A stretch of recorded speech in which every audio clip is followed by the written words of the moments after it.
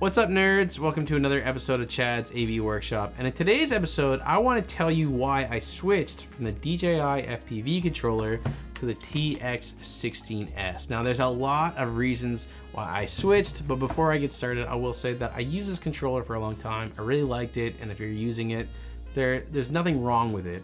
I just really feel like I kind of outgrew it. There's just a lot of things that this controller doesn't give me that I kind of wanted.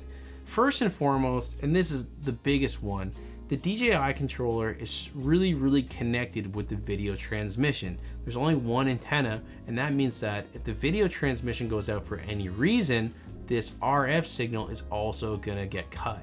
And that means that your drone is gonna fail safe way more often. It happened to me countless times, and it sucks. I mean, you just can't be as confident if in the back of your head you're always thinking like, oh, am I gonna fail safe? Am I too far behind like a tree? Did I flip too fast or something? It just happened too many times to not ignore it anymore. Not ignore it? I don't know if that's right, but it happened too many times. The next thing I wanna say about this controller, or like a myriad of other controllers, is that they hook up to the simulators, and this just doesn't. I mean, the DJI want you to use they want you to use their software, and the DJI Simulator sucks. I can say that flat out. It's terrible. It's awful.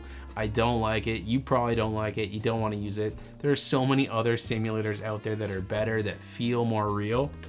And what could feel more real than using your actual controller in the simulator? If you're gonna practice, I want to practice on this. I don't want to practice on an Xbox controller because it feels totally different. I feel like I'm getting real solid practice when I use this controller in the sim. The other thing that's really cool is these buttons are way more customizable. DJI just doesn't love Betaflight. Like I said, they don't love you using other software, and this controller loves Betaflight. Not only can you pick what to put in each of these dials, and there's like a bazillion of them, but you can also put Betaflight right into your controller, which means you can change your rates, you can change your fail-safe settings, you can change anything that you would change in Betaflight right on your controller, and I can't tell you how flippin' handy that is. The next thing that I would say is you can change your antenna system. I like to fly Express LRS, you might want to fly anything else, but you can change the latency of your RF frequency, the distance of your RF frequency. You can change the style of antenna that's at the top. So if you want a patch antenna to go more directional, you can do that with this controller.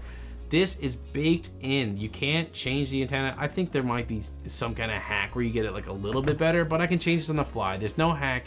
It's just right here, and it's more power. It's gonna go way further. The other thing you can change is you can change the battery. So if you want to fly all day, you got another battery in your pocket, you can put right in there. This baby is not gonna die. You can also get Lua scripts, so you can change the screen, which is really helpful. If you wanna know all the information about your drone by looking down at the screen, you can do that. So you can see how strong the signal is, how balanced your drone is before you take off. You can see the throttle, you can see the battery, everything you can see right on the screen. I know that information appears in the goggles, but I'm telling you, it's really handy to have it when you're looking down. Sometimes the goggles don't connect right away, and this might tell you why. It can help you troubleshoot when you're out flying.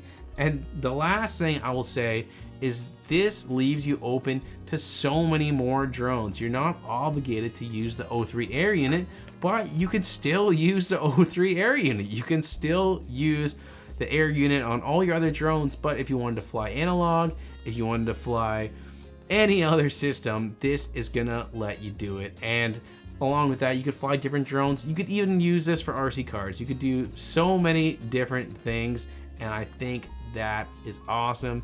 And that's why I switched, and I think that's why you should switch too. And I will say, it doesn't have to be this controller. It just, you know, it doesn't have to be this. It doesn't have to be this. It doesn't have to be this. It could be anything else. You got options. You have options. So if you're into flying FPV and you've been thinking about switching, I think that's why you should switch. Yeah, I said it. I'll see you next time.